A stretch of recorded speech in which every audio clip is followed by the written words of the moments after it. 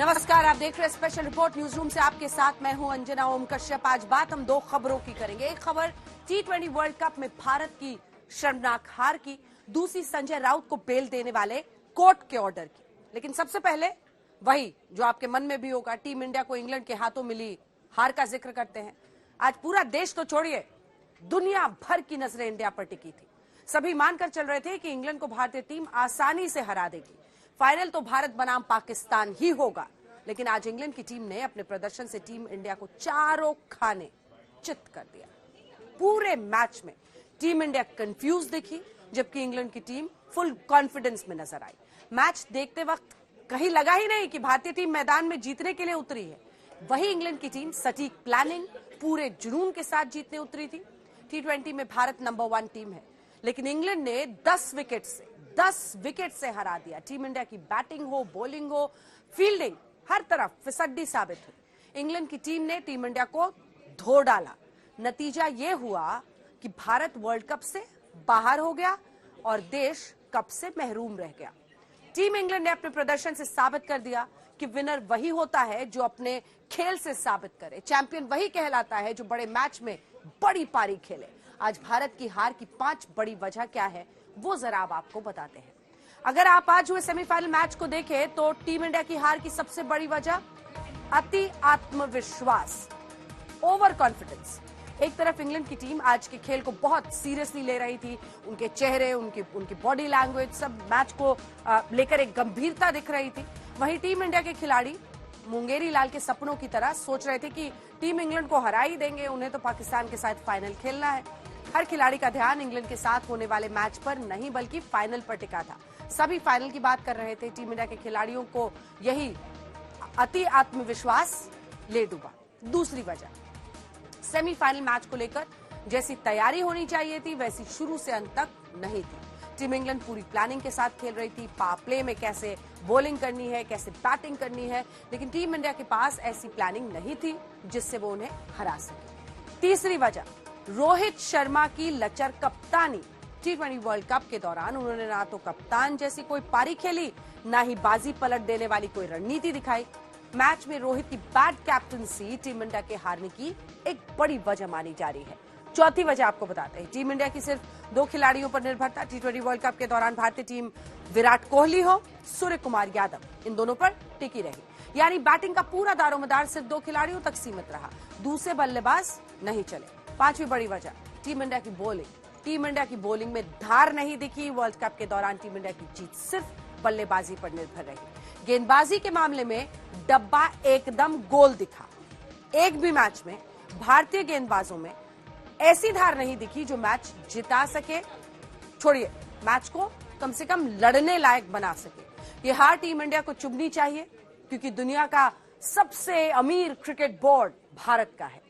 Team India के खिलाड़ियों को सबसे ज्यादा पैसे मिलते हैं, कोई कमी नहीं है।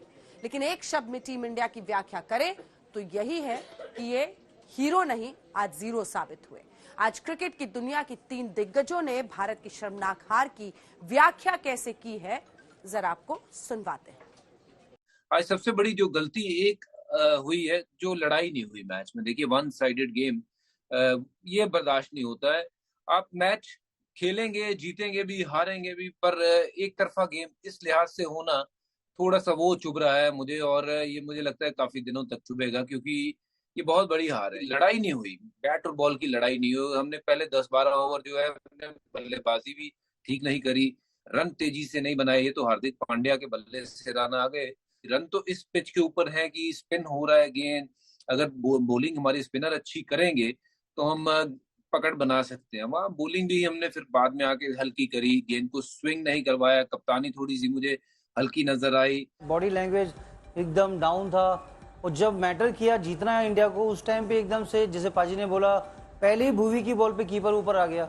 जब कीपर ऊपर आया तो स्विंग फिर बंद हो जाती है, वो कि लेंथ उसको थोड़ा पीछे रखना पड़ता है। वो तो भुवी भी डाल रहे हैं 135 डाल रहे हैं, 140 डाल रहे हैं, वो गलत था।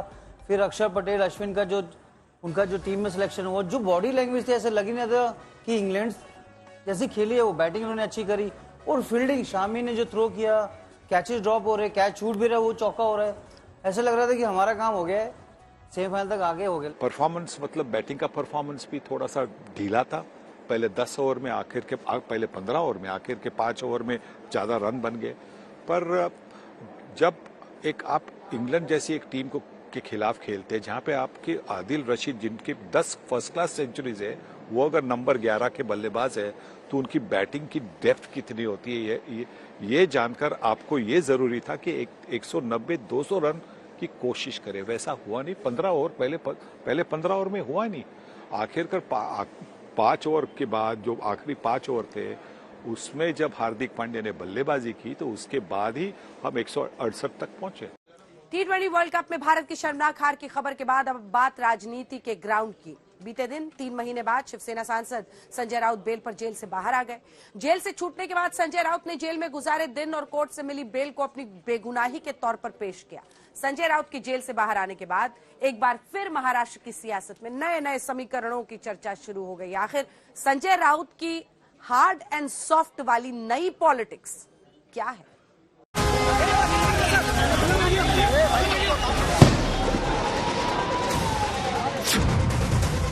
रिहाई के बाद क्या क्या बोले संजय राउत?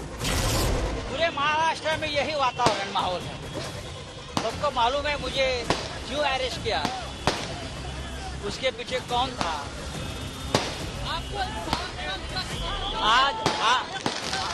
आज न्यायालय ने भी बताया कि मुझे बहुत गैर कानूनी तरीके से अरेस्ट किया। ये कानून का राज नहीं है।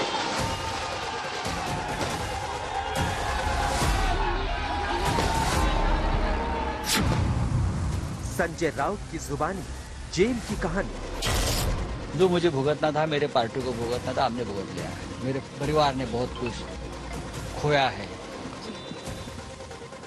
होता है ऐसा जिंदगी में, राजनीति में हम लोग, लेकिन इस प्रकार की राजनीति देश के इतिहास ने कभी न देखी है।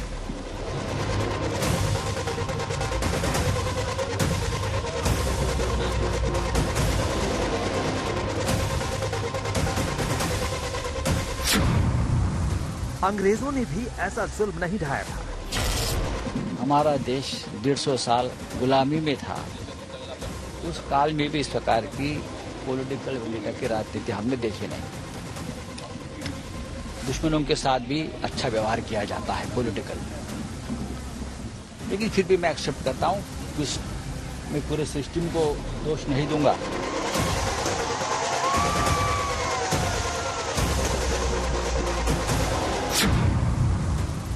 राउत की जेल डायरी में दर्द वाला पन्ना। 3 महीने के बाद हाथ में मैं घड़ी पहन ली। जेल में घड़ी पहना बैन होता है। घड़ी भी मेरा लूज हो गया, देखो घड़ी लूज हो गया मेरा, सब कम हो गया। जेल में रहना कोई अच्छी बात नहीं होती। अब बात संजय राउत की, क्योंकि संजय राउत 100 दिनों के बाद जेल से बाहर है। राउत को ईडी ने जमीन घोटाले के आरोप में गिरफ्तार किया था। पीएमएलए कोर्ट ने संजय राउत और प्रवीण राउत को जमानत दे दी। इस वक्त का ताजा अपडेट यह है कि पीएमएलए कोर्ट को बॉम्बे हाई कोर्ट में ईडी की तरफ से चुनौती दी गई है। बीते दिन ईडी ने पीएमएलए कोर्ट के फैसले पर रोक लगाने की मांग की थी, लेकिन हाई कोर्ट ने स्टे लगाने से इनकार कर दिया था। आज मामले की सुनवाई होनी थी, लेकिन नहीं हो सकी। अब कल यानी शुक्रवार को इस केस में बॉम्बे हाई कोर्ट सुनवाई करेगा।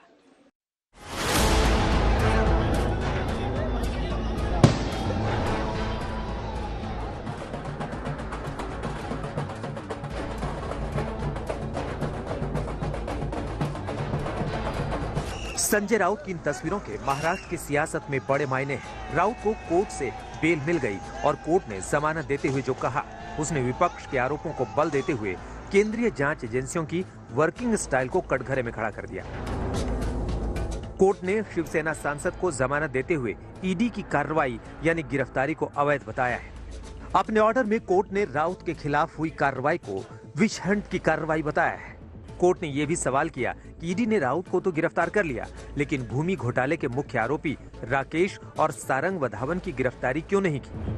ठीक है, कल के ऑर्डर से इस देश की न्याय व्यवस्था के ऊपर का विश्वास लोगों का जो है, न्याय मंदिर जिसे हम कहते हैं, सब बढ़ गया है। 2-4 दिन में राज्य के उप मुख्यमंत्री देवेंद्र फडणवीस जी को भी मिल रहा हूँ। अनुभवी नेता है और बहुत से महत्वपूर्ण निर्णय मैं उनके मुंह से सुन रहा हूँ। और जो मेरा काम है सरकारी वो उनके डिपार्टमेंट में। मुख्यमंत्री किसी पार्टी का नहीं होता, वो राज्य का होता है। प्रधानमंत्री देश का होता है, किसी एक पार्टी का नहीं होता। मैं दिल्ली में जाकर प्रधानमंत्री से मिलूंगा और अमित शाह साहब से मिलूंगा, गृहमंत्री है देश के, और उनको भी बताऊंगा क्या हो गया मेरे साथ। बड़ी बात यह है कि संजय राउत की गिरफ्तारी उस वक्त हुई थी जब शिंदे की बगावत से शिवसेना में बड़ी फूट के बाद उद्धव ठाकरे की सरकार गिर चुकी थी। ये संजय राउत ही थे जो लगातार एकनाथ शिंदे पर प्रचंड प्रहार कर रहे थे और उद्धव ठाकरे के साथ कंधे से कंधा मिलाकर खड़े थे। जमानत मिली तो उसके बाद राउत और उद्धव ठाकरे ने एक साथ प्रेस वार्ता की। संजय शिवसेनेचा नेता आहे, शिवसेनेचा खासदार आहे, सामनाचा कार्यकारी संपादक आहे आणि त्याच बरोबरीने तो माझा जिवलग मित्र सुद्धा आहे। आणि मित्र तोच असतो की जो संकटाच्या काळामध्ये न डगमगता लढत असतो।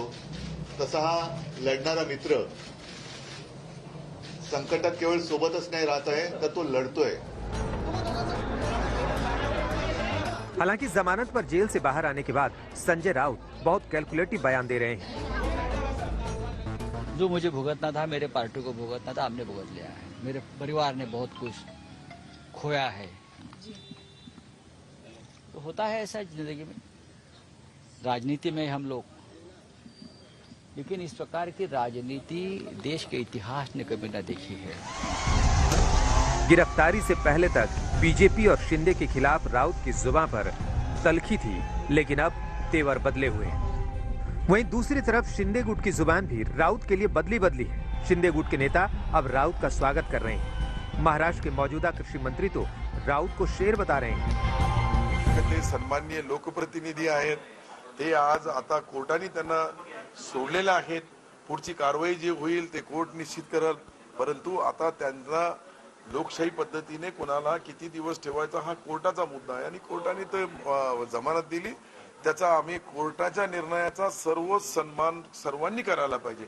शेवटी कोर्ट आहे, कोर्ट जो निर्णय देतो ते सर्वांना मान्य आहे। जमानत पर राउत बाहर आ गए। आगे की रणनीतियां क्या हैं, पत्ते खोलने को तैयार नहीं, लेकिन फडणवीस की तारीफ और प्रधानमंत्री से लेकर गृह मंत्री से जल्द मुलाकात करने की बात कहकर महाराष्ट्र की सियासत में नई चर्चा जरूर छेड़ दी है। आज तक ब्यूरो। और अब गुजरात का गदर। इस बार गुजरात का चुनाव बिल्कुल अलग है, क्योंकि 27 साल से गुजरात पर राज करती आ रही बीजेपी की लड़ाई सिर्फ कांग्रेस से नहीं है, बल्कि मुकाबले में आम आदमी पार्टी भी है। ऐसे में गुजरात के लिए बीजेपी ने प्रत्याशियों को चुनने के लिए बहुत दिमाग लगाया। जहां बीजेपी ने 182 सीटों के लिए पहली लिस्ट 160 उम्मीदवारों के नामों की घोषणा की है। अब की बीजेपी ने 38 मौजूदा विधायकों को उनका पत्ता काट दिया है, जबकि दल बदलुओं पर बीजेपी ने बड़ा दांव लगाया है। आइए देखते हैं गुजरात के लिए बीजेपी का आखिर मास्टर प्लान क्या है। आ गुजरात मैं बनाव्યું છે। 1 मार्च से हमारी सरकार बनेगी। छोटा रिचार्ज ये कह रहा है कि मैं छोटा मोदी हूं, अब बड़ा मोदी बनना चाहता हूं। आप पार्टी इस प्रकार से झूठ का सारा लेकर के जिन्होंने प्रचार किया, अब उनकी हवा निकलती जा रही है।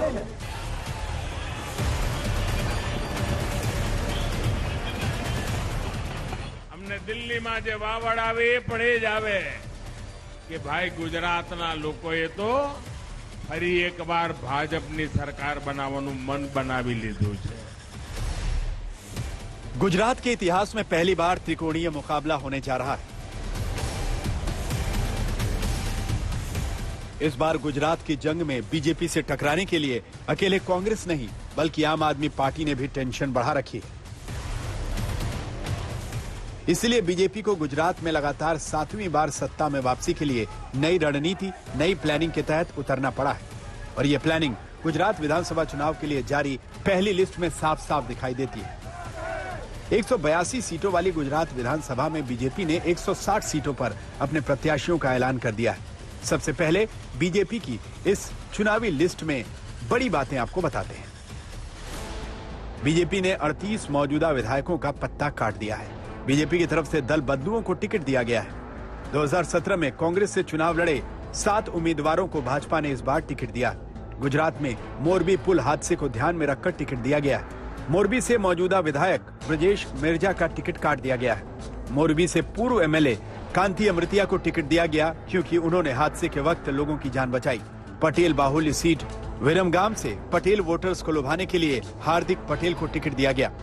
महिला वोटर्स को लुभाने के लिए पार्टी ने 14 महिलाओं को भी टिकट दिया है। भारतीय क्रिकेटर रविंद्र जाडेजा की पत्नी रिवाबा को भी टिकट दिया गया है। सबसे बड़ी बात, इस बार पूर्व सीएम विजय रूपाणी, नितिन पटेल समेत कई नेताओं के भी टिकट काट दिए गए।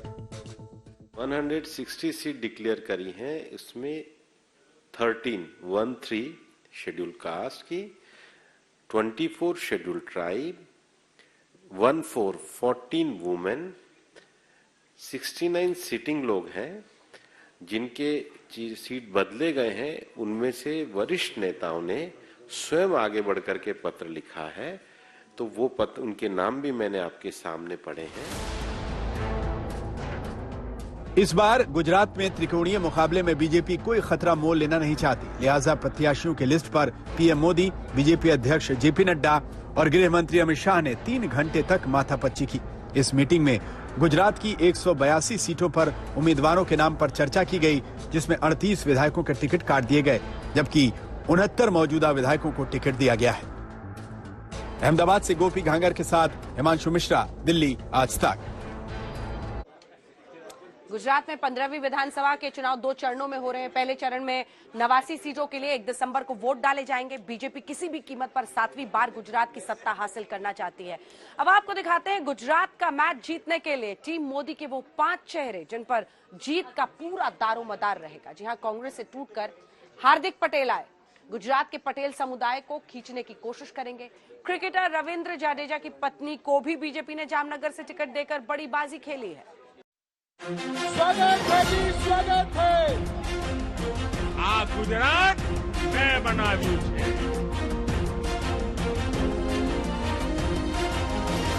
गुजरात में पीएम मोदी की 25 रैलियां और रोड शो।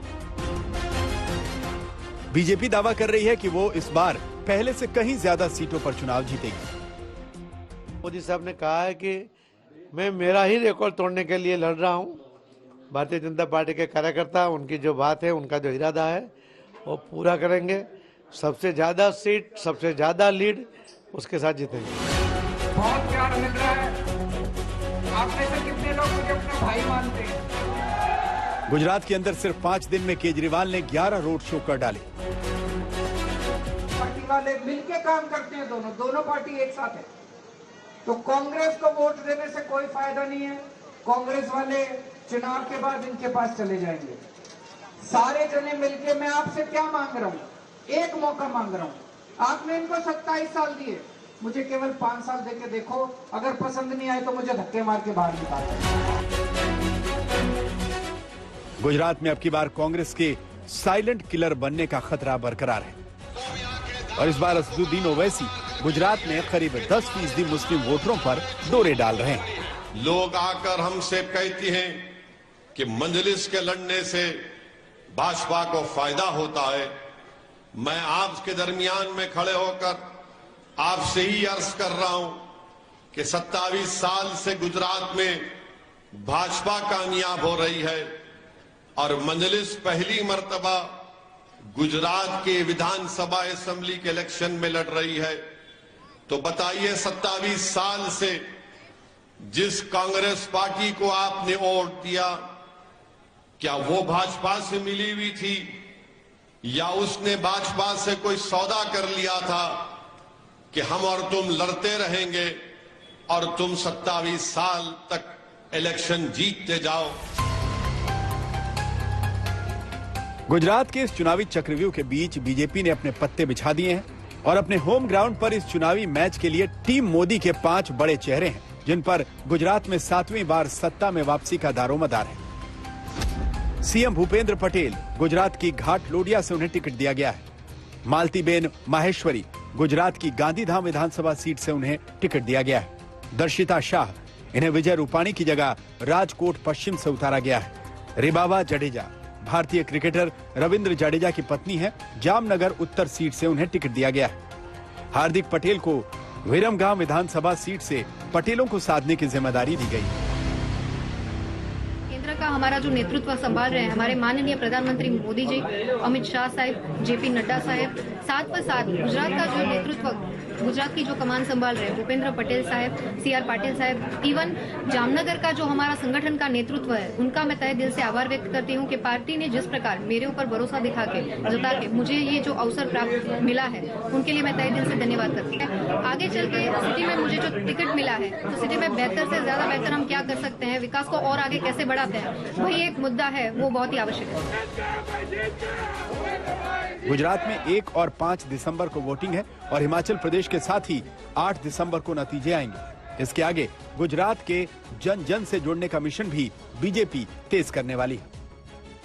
17 नवंबर को नामांकन पूरा होने के साथ ही पीएम मोदी का चुनावी अभियान शुरू हो जाएगा। इस दौरान पीएम मोदी 7 से 8 दिन तक गुजरात में रहेंगे। 3 से 4 विधानसभा क्षेत्रों को मिलाकर एक रैली होगी। इस तरह पीएम मोदी 150 से ज्यादा विधानसभा क्षेत्रों में पहुंचेंगे। वहीं दूसरे केंद्रीय नेता भी गुजरात में जमकर प्रचार करेंगे। अब आपको दिखाते हैं गुजरात में बीजेपी के वो 8 दिग्गज जिन्होंने चुनाव न लड़ने का ऐलान किया। राजकोट पश्चिम से विधायक और गुजरात के पूर्व सीएम विजय रूपाणी, मेहसाणा सीट से विधायक और पूर्व डिप्टी सीएम नितिन पटेल, रूपाणी सरकार में राजस्व मंत्री और धोलका सीट से विधायक भूपेंद्र चुडासमा, वटवा सीट से प्रदीप सिंह जाडेजा, बोटाद से पूर्व मंत्री सौरभ पटेल, भावनगर से पूर्व मंत्री विभावरी दावे, अहमदाबाद के ठक्कर बापानगर से पूर्व मंत्री बल्लभ काकड़िया, जामनगर के कालावाड़ से पूर्व कृषि मंत्री आरसी फल्दू भी चुनाव नहीं लड़ रहे। तो त्रिकोणीय मुकाबले के लिए गुजरात की टीम मोदी तैयार है, कई नए चेहरों के साथ और गुजरात की सत्ता में 7वीं बार वापसी के प्रण के साथ। ऐसे में बीजेपी कहीं भी कोई कोर कसर नहीं छोड़ना चाहती। अहमदाबाद से गोपी घांगर के साथ हिमांशु मिश्रा, दिल्ली आज तक। गुजरात में बीजेपी के लिए हार्दिक पटेल क्या वाकई तुरुप का इक्का साबित होंगे? बीजेपी में आई टिकट भी मिल गया, क्योंकि 2017 के चुनाव में हार्दिक पटेल ने कांग्रेस के लिए पूरी ताकत लगाई थी, लेकिन अब वो कांग्रेस से नाराज होकर बीजेपी के पाले में है। हार्दिक पटेल के पास गुजरात की जीत का पूरा प्लान है, सुनिए। यहाँ के लोगों के विकास के लिए कैसे काम किया जाए, उस पर मुझे ध्यान देना है और मुझे ये भरोसा है कि नरेंद्र भाई और अमित भाई का जो विकास का पथ है, उस पथ को मैं अगर विरमगाम विधानसभा में लाऊंगा तो यहाँ के लोगों में एक बड़ी उत्साह और उम्मीद के साथ आगे बढ़ने की उम्मीद दिखेगी। और मेरा ये मानना है कि भारतीय जनता पार्टी 27 साल से जिस पथ पे चल रही है, विकास के पथ पे, वो पथ और मजबूत होगा। लेकिन हार्दिक 5 साल पीछे चले जाइए, 2017 में इसी बीजेपी का आप विरोध कर रहे थे, आज उसी के टिकट पे चुनाव लड़ रहे हैं। सामाजिक आंदोलन विरोध से ही पैदा होते हैं। सामाजिक आंदोलन पूर्ण हो जाते हैं तो जन्म से किसी के विरोधी नहीं है। अगर विरमगाम असेंबली में आप लोगों से पूछेंगे तो यहाँ को भारतीय जनता पार्टी को मजबूत करने में हमारे पिता की भी बहुत महत्वपूर्ण भूमिका रही है। तो सामाजिक आंदोलन अलग चीज होती है। अभी अगर आप किसी मार्ग पे चल रहे हैं तो वो मार्ग है यहाँ के विकास का, भारतीय जनता पार्टी के साथ रहकर उनकी मजबूती का। तो मुझे ऐसा कोई फर्क नहीं पड़ता कि पहले क्या था आज क्या है। अगर प्रेजेंट को मैं देखता हूं तो मेरी जिम्मेवारी इस असेंबली के विकास के लिए है। नरेंद्र भाई मोदी और अमित भाई का जो विकास मॉडल है, उस मॉडल को और मजबूत बनाने का है। और विरमगाम का जो तहसील है, उस तहसील को अन्य तहसीलों के माफक और विकास के पथ पे आगे ले जाने के लिए जो काम करना है, उस जिम्मेवारी पे मैं आगे बढ़ रहा हूँ। लेकिन हार्दिक, एक सवाल ये भी खड़ा होता है, कल जिस तरीके से विजय रूपाणी से लेके उनके जो पूरा कैबिनेट था, सबने मना कर दिया कि हमें चुनाव नहीं लड़ना है। क्या आप क्या कहेंगे कि अगर पार्टी कहती है तो आप भी इस तरीके से मना कर सकते हैं? मैंने पहले भी कह दिया था कि पार्टी जो मुझे जिम्मेवारी देगी उस जिम्मेदारी के तहत मैं चलूंगा। 4 महीने से मैंने पार्टी ज्वाइन की है तो मैं किसी पद पे नहीं हूँ, मैं कार्यकर्ता की भूमिका में काम कर रहा था। आज भी अगर मुझे उम्मीदवार बनाया है तो मेरी जिम्मेवारी कार्यकर्ता की भूमिका में ही है। अगर आप कार्यकर्ता की भूमिका में लोगों के बीच जाके काम करेंगे तो लोगों की समस्या को समझ सकेंगे। अगर मैं नेता की भूमिका में जाऊंगा तो मैं लोगों के दर्द को, लोगों की समस्या को नहीं समझ पाऊंगा। जितने भी हमारे पूर्व नेता रहे, चाहे विजय भाई रूपाणी हो, नितिन भाई हो या अन्य कोई भी नेता हो, उन्होंने पार्टी को 30 साल तक पूरी मेहनत और लगन के साथ मजबूत किया है। आज जब पार्टी ने कोई अन्य फैसला लिया है तो उन लोगों ने सहर्ष इसको स्वीकार भी किया है।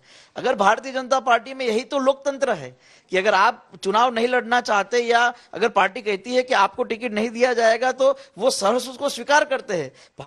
इसी के साथ स्पेशल रिपोर्ट में न्यूज रूम से इतना ही। देश दुनिया की बाकी खबरों के लिए आप देखते रहिए आज तक।